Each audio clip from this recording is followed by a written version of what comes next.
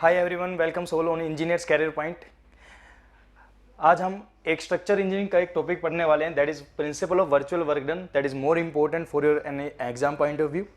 JKPSC अभी next month exam होने वाला है जेकेपीएससी का, तो उसमें बच्चे बोल भी रहे हैं काफ़ी कि सर स्ट्रक्चरल के अगर कुछ टॉपिक्स के ऊपर वीडियोस बन जाए तो काफ़ी हेल्प मिलेगी। तो एक एक करके हम एक एक दिन में एक एक वीडियोस या एक एक मेथड्स हम लोग स्टडी करेंगे। आज principal of virtual work done देखेंगे। नेक्स्ट वीडियो में मैं आप लोगों को बताऊंगा मोमेंट डिस्ट्रीब्यूशन मेथड, जो इंपॉर्टेंट है एग्जाम पॉइंट ऑफ व्यू से। तो उन क्वेश्चंस की प्रैक्टिस कैसे करनी है, क्वेश्चंस को सोल्व कैसे करना है, तो वो सारा कुछ हम देखने वाले हैं। So this principle of virtual work done, ये जो वर्चुअल वर्क डन है इसमें आपको पता होना चाहिए। देखो, सबसे पहले स्ट्रक्चर को देख के क्या होता है, पहला पॉइंट माइंड में ये आता है कि यार क्वेश्चन आया, क्वेश्चन को सोल्व करने के एन नंबर ऑफ मेथड्स होते हैं। हम मोस्टली वो वाला मेथड्स प्रेफर करते हैं जो हमारे लिए ईजी है और एग्जाम में हमें गिवन टाइम में पेपर सोल्व करना होता है। सो दिस गिवन टाइम में पेपर को सोल्व कैसे किया जाएगा, कैसे ट्रिक्स लगानी है, तो उसके लिए आपके कॉन्सेप्ट्स के ऊपर स्ट्रॉन्ग पकड़, कॉन्सेप्ट के ऊपर जो आपकी पकड़ है दैट विल बी स्ट्रॉन्ग, है ना। तो कॉन्सेप्ट आपको सीखना है और उसके अब पूरा डिटेल में तो आपको जाना नहीं है कि आपको पूरा डिटेल में मैं पूरी डेरिवेशन करके दिखाऊं कि कैसे वर्चुअल वर्क डन काम करता है। सो मैं आपको थोड़ा की पॉइंट्स बताने वाला हूं और आपको डायरेक्टली क्वेश्चंस के ऊपर लेकर आने वाला हूं, because questions are very important, क्योंकि हमें एग्जाम में अल्टीमेटली क्वेश्चंस को सोल्व करना है। So principle of virtual work done देखिए क्या होता है। एक कॉन्सेप्ट हम यहाँ पे यूज करते हैं, that is external work done equals to internal work done. External work done which is equals to internal work done, external work done which is equals to internal work done. This concept we use generally, okay. External, ये हमें starting से पता है, like plus two class से हमें ये concept पता है कि हाँ external work done equals to internal work done होता है। जैसे हमारे पास कोई बॉडी है, उस बॉडी के ऊपर मैं कोई फोर्स अप्लाई करता हूँ, दैट बॉडी विल डिफॉर्म। सो हमने बॉडी के ऊपर फोर्स अप्लाई किया है, बॉडी डिफॉर्म हुई है, मींस हमने बॉडी पे वर्क किया है। That external work is done by us on that body, and उस एक्सटर्नल वर्क डन की वैल्यू कितनी बताते हो आप, फोर्स इनटू डिस्टेंस। सिमिलरली वो वर्क जो होता है वो बॉडी के अंदर स्टोर हो जाता है। अगर हमारे पास बॉडी डिफॉर्मेबल बॉडीज है, ओब्वियसली बात है, अगर बॉडी डिफॉर्मेबल बॉडीज है तो जो वर्क है वो बॉडी के अंदर डिफॉर्म हो जाएगा in the form of energy, and that energy we say it is a strain energy. Okay, strain energy क्या होती है, the energy stored due to the straining of a body. अगर कोई बॉडी स्ट्रेन होती है तो उसकी वजह से जो एनर्जी स्टोर होगी बॉडी के अंदर, that will be termed as strain energy. So here external work done we can write it is equals to strain energy. External work done किसके इक्वल हो जाएगी, स्ट्रेन एनर्जी के इक्वल हो जाती है। So this external work done is equals to strain energy. तो ये concept आपको हमेशा याद रखना है। अगर आप इन दो लेफ्ट एक्सटर्नल वर्क डन को स्ट्रेन एनर्जी के इक्वल पुटअप करते हैं, then you will get the answer. Okay, जैसे एग्जांपल लेके चलते हैं। Suppose that you have a question, इस क्वेश्चन में आपको ये बोला गया that like you have a cantilever beam. इस कैंटिलीवर बीम में एक पॉइंट पे, free end of cantilever beam पे आपने पी लोड अप्लाई किया। तो जब आपने इसके ऊपर पी लोड अप्लाई किया और आपको ये पॉइंट ए पॉइंट है, ये आपका बी पॉइंट है, इस बी पॉइंट पे डिफ्लेक्शन कैलकुलेट करनी है। So we know the deflection profile due to this applied load P, and the deflection profile will be like this. Yes और no? So this deflection profile we have, एंड हमें ये deflection calculate करनी है students, delta B. तो अब ये कैसे कैलकुलेट करेंगे? So we have use this concept, external work done equals to strain energy. ये वाला कॉन्सेप्ट हम लोग यूज करने वाले हैं, बट याद रखिएगा ये कॉन्सेप्ट तभी वैलिड होगा जब जिस पॉइंट पे आपसे डिफ्लेक्शन पूछी जा रही है उस पॉइंट पे अगर कोई लोड लगा होगा इन द डायरेक्शन या जिस भी पॉइंट के ऊपर आपने लोड अप्लाई किया हुआ है, यूनिट लोड, उसी डायरेक्शन में अगर आपको डिफ्लेक्शन कैलकुलेट करनी है, इन दैट केस आप ये वैल्यू या आप ये फॉर्मूला लगा सकते हैं या आप ये कॉन्सेप्ट यूज करोगे। बट समटाइम्स होता है क्या है, आपसे क्वेश्चन में जो डिफ्लेक्शन है वो इस पॉइंट पे ना पूछ के वो इस सी पॉइंट पे पूछ लेता है, that deflection is delta C. So अगर आप डेल्टा सी कैलकुलेट करते हैं तो डेल्टा सी आप लोग इस कॉन्सेप्ट से नहीं बता पाएंगे, बट डेल्टा बी आप लोग इस कॉन्सेप्ट से बता पाएंगे। तो पहले तो आपको ये क्लियर होना चाहिए कि जो मैं ये कॉन्सेप्ट यूज करने वाला हूं तो ये कॉन्सेप्ट कहां यूज होगा, जिस पॉइंट पे डिफ्लेक्शन पूछी हुई है उसी पॉइंट पे क्या लगना चाहिए, आपका फोर्स अप्लाई होना चाहिए। ठीक है, अब यहां पे अगर मेरे को डिफ्लेक्शन निकालनी हो, फोर्स बी पे लगाओ, तो उसके लिए क्या करेंगे, उसके लिए हमारे पास दूसरा मेथड है, या इसी को हम आगे एक्सटेंड करेंगे दैट वी से यूनिट लोड मेथड। तो unit load method again very important method. तो यूनिट लोड मेथड से कैसे क्वेश्चन सोल्व करेंगे उसको भी हम देखेंगे जरूर।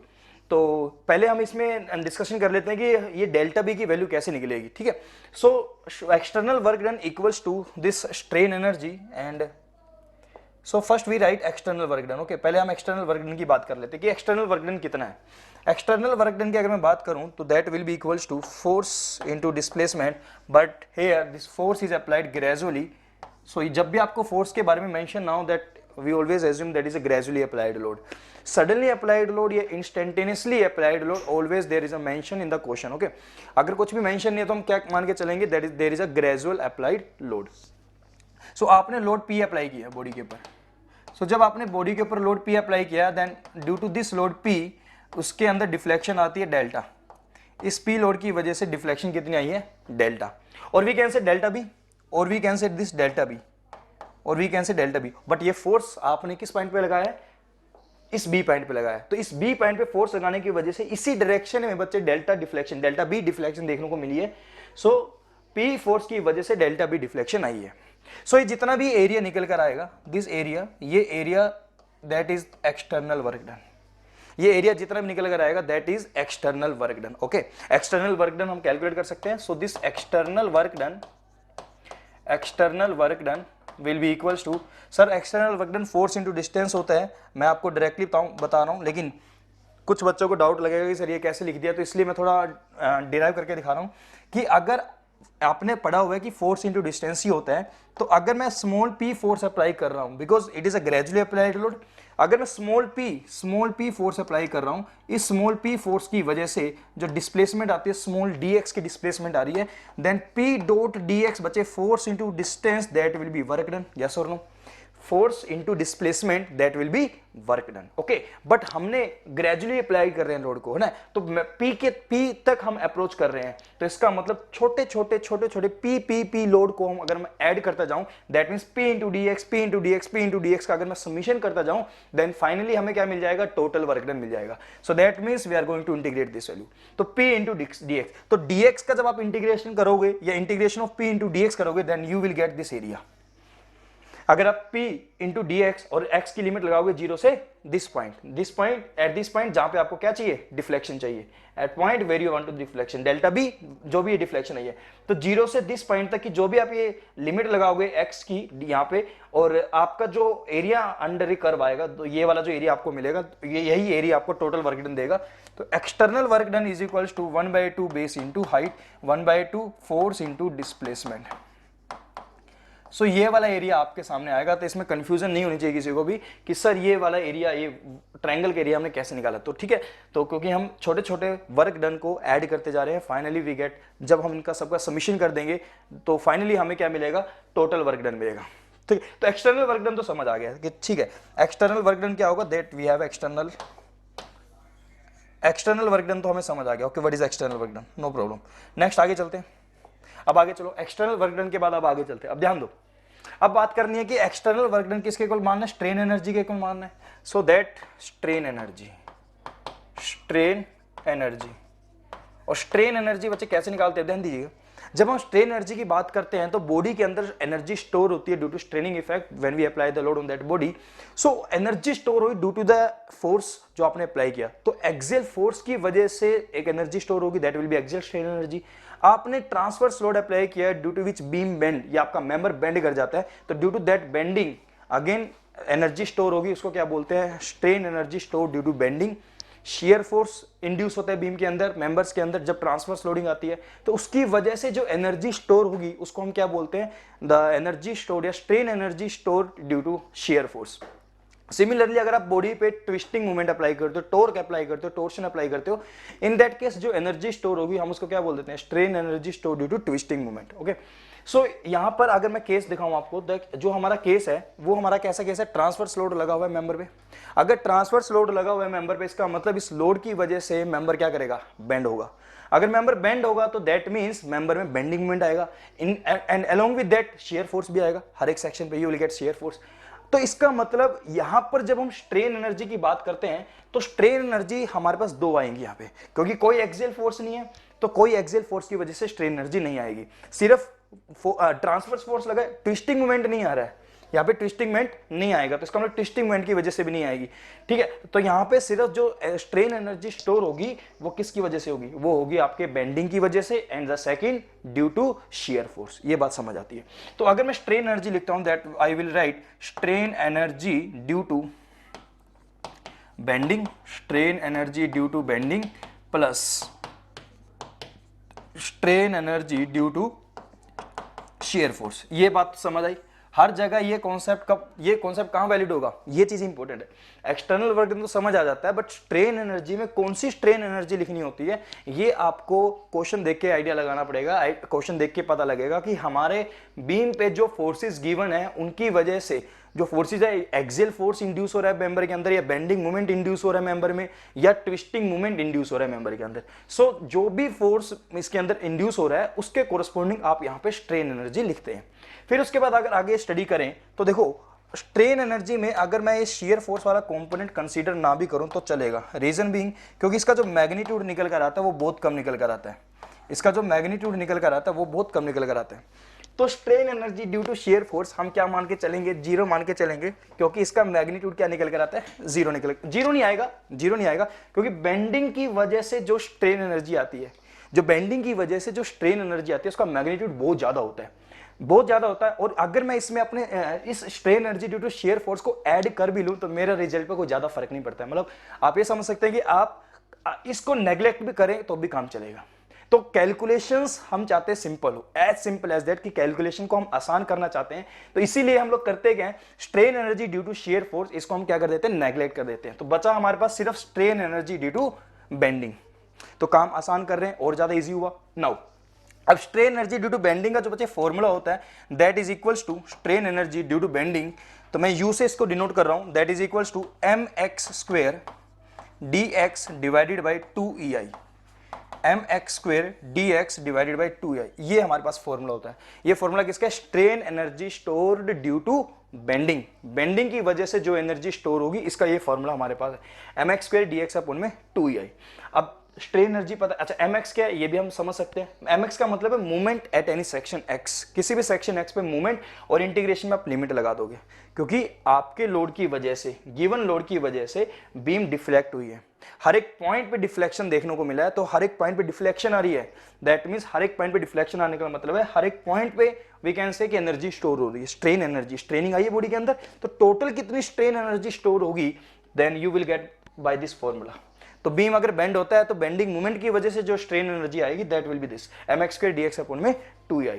अब इसको कैलकुलेट करते हैं, कितनी स्ट्रेन एनर्जी स्टोर होती है। तो ये आपके पास बीम है, कैंटिलीवर बीम, यहाँ पे आपने लोड अप्लाई किया, यहाँ पे आपने पी लोड अप्लाई किया, तो ये ए पॉइंट है, ये आपका बी पॉइंट है, यहाँ पे आपने पी लोड अप्लाई किया, ये आपका ए पॉइंट है और ये आपका बी पॉइंट है। तो आपको स्ट्रेन एनर्जी कैलकुलेट करनी है, तो हम करेंगे क्या, एक सेक्शन कंसीडर करेंगे, तो कंसीडर है section X X at distance X, section X X, एक पर्टिकुलर डिस्टेंस एक्स पे सेक्शन एक्स एक्स को कट कर दीजिए, तो सेक्शन एक्स एक्स एक पर्टिकुलर डिस्टेंस एक्स पे, तो यहाँ पे जो बेंडिंग मोमेंट आएगा that will be M X, यहाँ पे जो बेंडिंग मोमेंट होगा वो कितना हो जाएगा, एम एक्स हो जाएगा। और अगर मैं इस एम एक्स की वैल्यू लिखूँ, that will be P into X, M X की वैल्यू कितनी हो जाएगी, पी इंटू एक्स, एनर्जी लिख रहे हैं भैया, स्ट्रेन एनर्जी लिख रहे हैं, तो that will be P into x. ये बात समझ आ रही, तो मूवमेंट की वैल्यू हमारे पास है और स्ट्रेन एनर्जी हमने यहाँ पे लिख दी पी इंटू एक्स।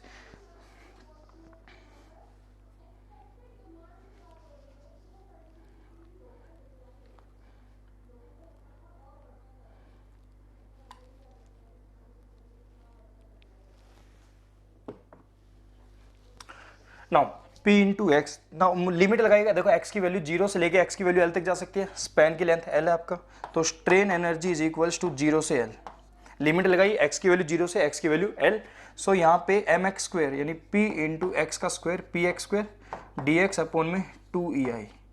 अब इसको सोल्व करोगे तो पी स्क्वायर ये बाहर आ जाएगा इंटीग्रेशन से, 2EI भी बाहर आ जाएगा, एक्स स्क्वायर डी एक्स का इंटीग्रेशन क्या होता है, X cube by 3, so upper limit minus lower limit लगाओगे then final answer you will get P square L cube, X cube by 3 था 6EI, P square L cube divided by 6EI, ये हमारे पास final answer आ जाएगा।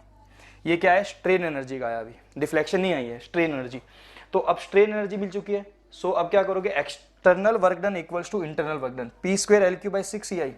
External work done कितना था 1/2 load आपके पास P था, deflection कितनी थी, डिफ्लेक्शन थी डेल्टा B, ये external work done. Internal work done अभी निकाला आपने, P square L cube divide by 6 EI, P square L cube divided by 6 EI। सो यहाँ से P से P कैंसिल हो जाएगा तो delta B, finally you will get P L cube divided by 3 EI, P L cube divided by 3I, ये आपका final answer आ जाएगा। तो ये आपका फाइनल आंसर आ जाएगा। तो सिंपल कॉन्सेप्ट है कोई दिस। तो ये प्रॉब्लम आपके पास थी, कैंटिलीवर बीम है, बी पॉइंट पे स्लोप एंड डिफ्लेक्शन कैलकुलेट करना है। मैंने आपको डिफ्लेक्शन निकाल के बताया कि डिफ्लेक्शन कैसे कैलकुलेट करना है। तो जब भी लोड अप्लाई करोगे, लोड की वजह से डिफ्लेक्शन, देन ये कॉन्सेप्ट आप लगाओ, external work done equals to strain energy. Concept, basic concept ये आपका, external work done equal to internal work done, फिर उसके बाद internal work done strain energy, external work done equal to strain energy. तो यहाँ से आप पूरा कॉन्सेप्ट आपको बता दिया। दिस नेक्स्ट वीडियो के अंदर हम यूनिट लोड मेथड डिस्कस करेंगे। यूनिट लोड मेथड से जैसे अभी ये वाली प्रॉब्लम हमारे पास आ गई थी, ये वाली प्रॉब्लम, कि इस प्रॉब्लम में जिस भी पॉइंट पे डिफ्लेक्शन निकालनी है उस पॉइंट पे लोड लगना चाहिए तो आंसर आ जाएगा। बट इसमें एक प्रॉब्लम आई कि अगर लोड बी पे लगा हुआ है, डिफ्लेक्शन सी पे पूछ ले तो पेपर में तो क्वेश्चन ऐसे पूछेगा, सीधे क्वेश्चन तो आते नहीं है। तो अब ये वाले क्वेश्चन को कैसे सोल्व किया जाएगा, तो इसको हम देखेंगे नेक्स्ट वीडियो के अंदर, that is unit load method. तो नेक्स्ट वीडियो में मिलते हैं। Okay, thank you everyone.